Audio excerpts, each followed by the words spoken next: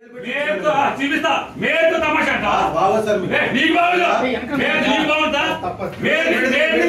మేరు తమాషా అంటావా ఏమంటావు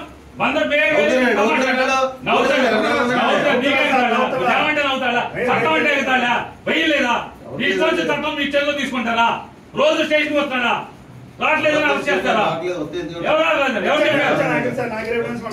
యూనిఫామ్ వేసుకున్నా అరే అబద్ధం ఆడుతున్నా లేకపోతే సిసిబుడ్ ఎత్తి ఎందుకు వచ్చాడు అందుకు వచ్చాడని మాట్లాడతారు. వైఎస్ఆర్ కాంగ్రెస్ పార్టీ నేత మాజీ మంత్రి పేర్ని నానితో పాటు మరో 29 మంది పైన పోలీసులు కేసు నమోదు చేశారు. ఆర్పేట సీఐ ఏసుబాబు పైన దౌర్జన్యం చేశారనే ఆరోపణలతో చిలకలపూడి పోలీస్ స్టేషన్లో కేసు నమోదైంది. వైసీపీ మచిలీపట్నం అధ్యక్షుడు మేకల సుబ్బన్నను శుక్రవారం విచారణ కోసం మచిలీపట్నం టౌన్ పిఎస్ కు పిలిచారు. ఈ క్రమంలోనే అక్కడికి వెళ్లిన పేర్ని నాని సుబ్బన్నను ఎందుకు తీసుకొచ్చారని ఆర్పేట సీఐని అడిగారు. ఈ క్రమంలోనే సీఐకి పేర్ని నానికి మధ్య మాటా పెరిగింది. ఈ ఘటనను కృష్ణా జిల్లా ఎస్పీ విద్యాసాగర్ నాయుడు తీవ్రంగా పరిగణించారు. శుక్రవారం రాత్రి ఎస్పీ మీడియాతో మాట్లాడుతూ పేర్ని నాని చర్యను ఖండించారు. పోలీస్ స్టేషన్లకు వచ్చి విధులకు ఆటంకం కలిగిస్తే చట్టపరమైన చర్యలు తీసుకుంటామని హెచ్చరించారు. ఆయన హెచ్చరించినట్టుగానే కేసు నమోదు చేశారు. మచిలీపట్నం టౌన్ పోలీస్ స్టేషన్లో క్రైమ్ నెంబర్ 103/2025 అంటే రీసెంట్గా మెడికల్ కాలేజెస్ రిలేటెడ్ ఒక ధర్నా అయినప్పుడు దానిలో జరిగిన చట్టపరమైన వైలేషన్స్కి సంబంధించిన కేసు ఒకటి ఉంది.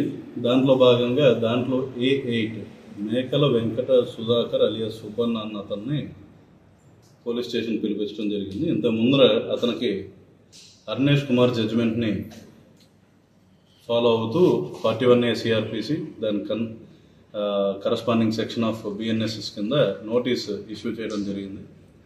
అయితే నోటీస్లో కండిషన్స్ అతను ఫాలో అవ్వకపోవడం, నోటీస్లో ప్రిస్క్రైబ్డ్ చేసిన తేదీ రోజు అతను విచారణకు హాజరు కాకపోవడం వల్ల అండ్ ఫర్దర్గా it has come to our notice కొన్ని వాట్సాప్ గ్రూప్స్లో పోలీసులు ఎవరైనా కనుక ఆధార్ కార్డ్స్ కానీ ఫొటోస్ కానీ ఎటువంటి విచారణ సందర్భంగా ఏమడిగినా సరే ఇవ్వద్దు అని చెప్పి వాట్సాప్లో అతను ఒక మెసేజ్ సర్క్యులేట్ చేశాడని చెప్పి మన నోటీస్కి వచ్చింది.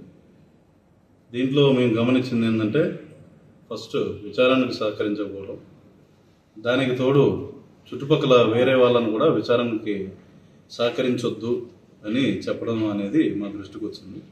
ఇది లా యొక్క వైలేషన్ కాబట్టి అతన్ని రిమాండ్కి పెట్టే దానికోసం పిలిపించడం జరిగింది.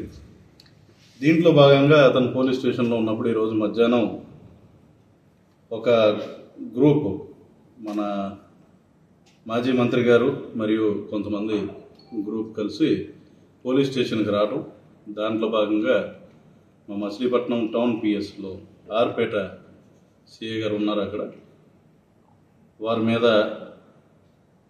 దురుసుగా మాట్లాడటం, బెదిరించే దూరంలో మా పోలీస్ సిబ్బంది మీద మాట్లాడటం జరిగింది. ఇది మా దృష్టికి వచ్చింది. వివిధ మీడియా మాధ్యమాల్లో కూడా వీడియోస్ వైరల్ అవ్వడం జరిగింది. దీన్ని కృష్ణా జిల్లా పోలీసుల తరఫున మేము ఖండిస్తున్నాం. ముఖ్యంగా ఏంటంటే not only this press meet is not intended for any specific person or party. సందర్భం ఎరైజ్ అయింది కాబట్టి we wanted to pass A respectful message to everyone. విధి నిర్వహణలో భాగంగా పోలీసులను గనక అగౌరవపరుస్తూ తోలునాడుతూ బెదిరించే దూరంలో మాట్లాడటం చేస్తే irrespective of any party or any affiliation or any person we will take very stringent action. చట్టపరంగా ఖచ్చితంగా వారి మీద చర్యలు తీసుకోబడతాయి. పోలీసుల విధులను ఆటంకం కలిగిస్తే మేము ఎట్టి పరిస్థితుల్లో ఉపేక్షించే పరిస్థితి లేదు. ముఖ్యంగా ఏంటంటే వీఆర్ రిక్వెస్టింగ్ ఎవ్రీవన్, పోలీస్ నుండి ఎటువంటి రెస్పెక్ట్ కోరుకుంటారో అదే విధమైన రెస్పెక్ట్ మా వాళ్ళకి కూడా ఇవ్వటం అనేది it is expected from everyone. ఎప్పుడు కూడా డిపార్ట్మెంట్లో సీనియర్ ఆఫీసర్స్గా మేము అందరికీ కూడా వచ్చే ప్రజలతో కానీ పబ్లిక్తో కానీ గౌరవంగా మెలగమని చెప్తాం. ఎక్కడైనా సరిగ్గా బిహేవియర్ లేదు అన్నవి మా దృష్టికి వచ్చినప్పుడు వారి మీద డిపార్ట్మెంటల్గా కూడా చర్యలు తీసుకోవడం కూడా జరుగుతుంది. అదేవిధంగా what we are expecting from everyone else is please behave respectfully with police also.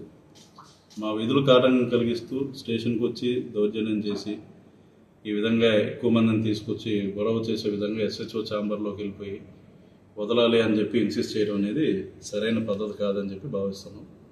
ఎందుకంటే they have sufficient experience and age. So we are respectfully telling that this is not a correct thing that has happen. ముఖ్యంగా చూసుకుంటే ఇది ఒక party ఒక person అని కాకుండా anywhere for that matter within the district.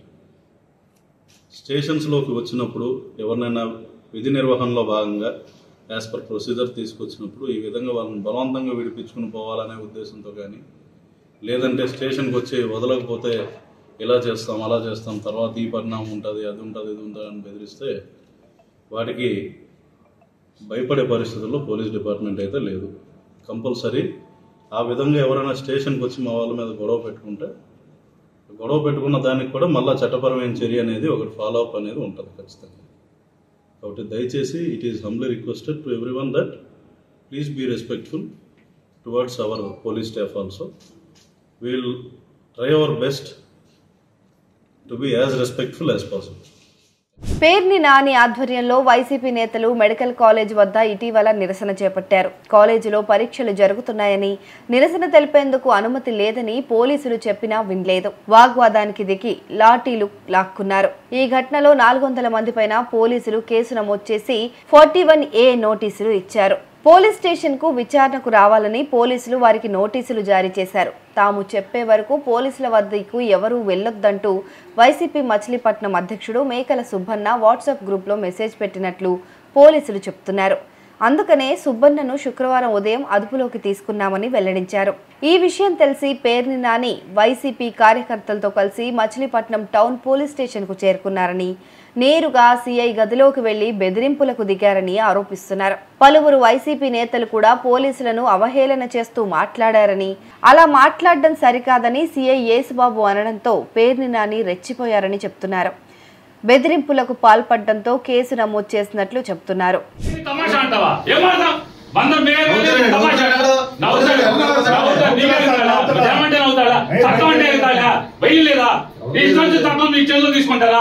రోజు station వస్తాడా? రావట్లేదని అరెస్ట్ చేస్తారా?